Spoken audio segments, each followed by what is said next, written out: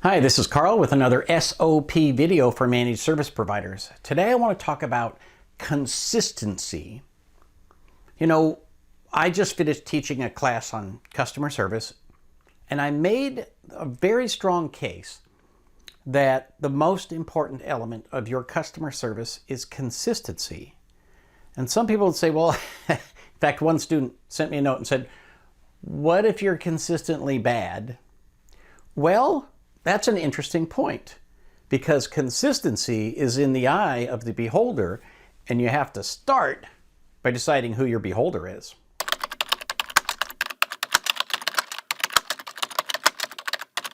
Here's what I mean. You need to start by defining your ideal client, and then defining the kind of service, products and services that you want to deliver.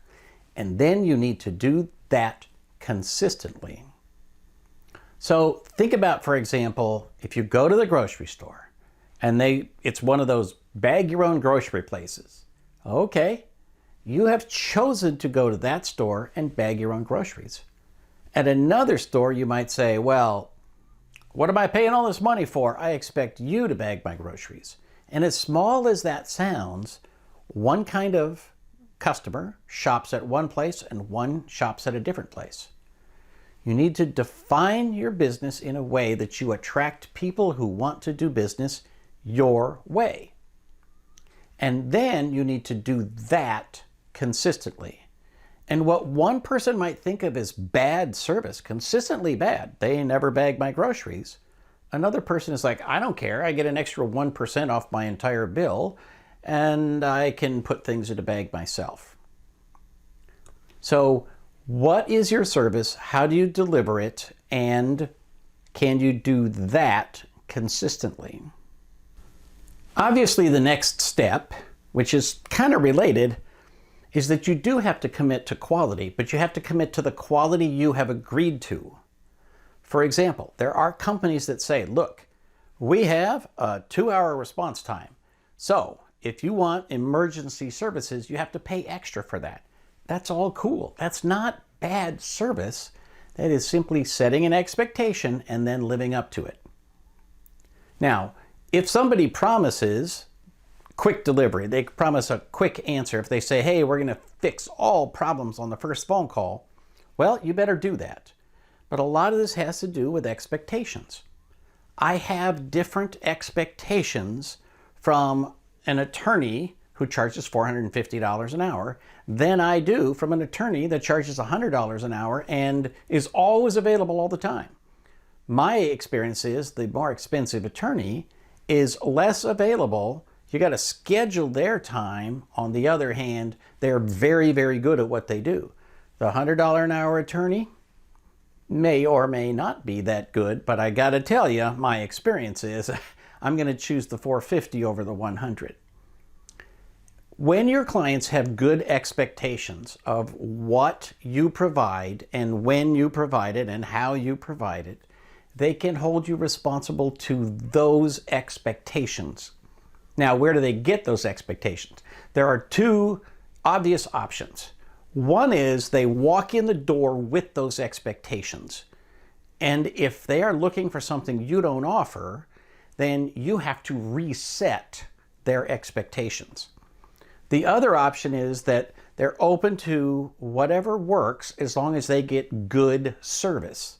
So if they get good, competent technical support, then you get to train them and say, here's what you can expect from us. And you can literally create a document that says, here's what you can expect from us. In the course I teach on setting up your service board, I talk about creating a priority system. And for most of us, it's pretty straightforward. High, medium, and low, and then an emergency. Okay, well, what is high, what is medium, what is low, and what is an emergency? I have always encouraged people to create a document to inform your brand new clients, this is what our priorities mean, and have an example. So for example, a high priority would be a problem that has affected the entire company. If the company is losing money, that is clearly a high priority. If the owner of the company, who is really wealthy and extremely arrogant and very pushy, can't log into their laptop, that is not a high priority. Unless you can argue that the entire company is losing money, that's a medium priority. Now, they can choose to bump it up, but they have to understand, if they take something that is low or medium priority and they make it a high priority, then that is outside of your normal processes and procedures, and they're going to get a bill for that because it's excluded from managed services. When they want to mess with your priority system, that cannot be included in regular service. Your priority system exists for a reason, and if people are not willing to live within it, you must charge them money or move them onto somebody else's services. Now, if you want to get pushed around and whatever, that's totally fine. You can do that. That can be your brand. But just remember, you will be less profitable if you operate the way the client wants versus the way you want. Set your standards. Be super clear on what they are, and then hold yourself extremely accountable to those standards. If you say, this is my definition of high priority, and somebody meets that, then by golly, you better treat it like a high priority ticket.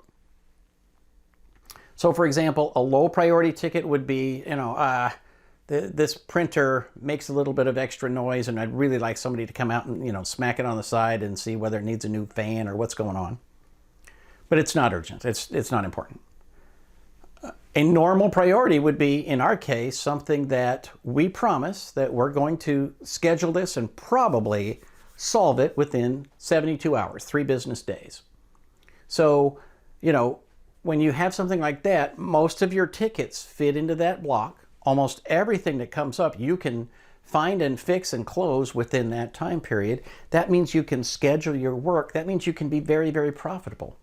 If everything is high priority, well then it's hard to be profitable because it's hard to schedule your work and plan out a day or two in advance.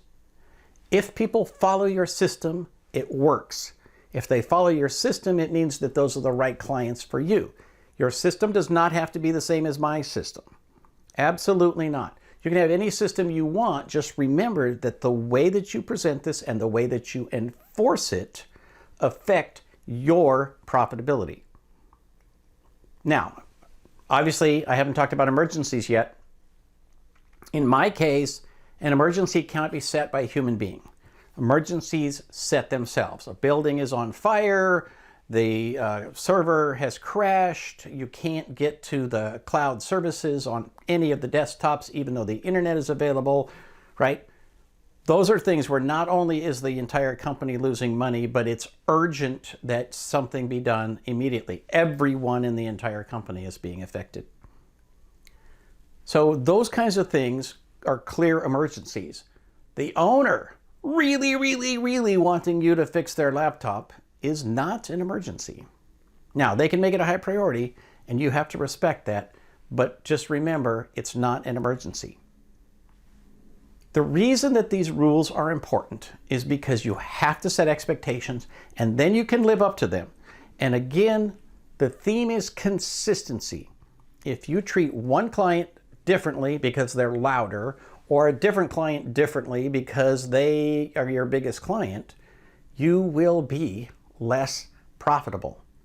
It is hard for technicians to understand all the stuff going on in a complex relationship with 30 or 40 clients and all of the ins and outs of what's going on financially. That's not their job. The technician's job is not to collect your invoices. The technician's job is to work tickets. And so they need to know, you're on this service plan, these are the expectations we have set, and that's what we're going to do. And as long as they're consistent in providing that service, you will be considered to provide excellent service.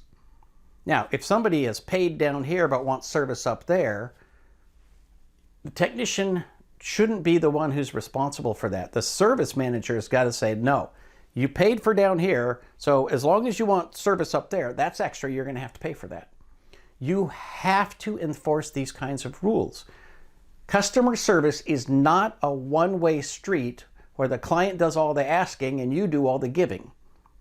You have to work together in order to have a relationship that is sustainable and profitable for 5 or 10 or 15 or 20 years.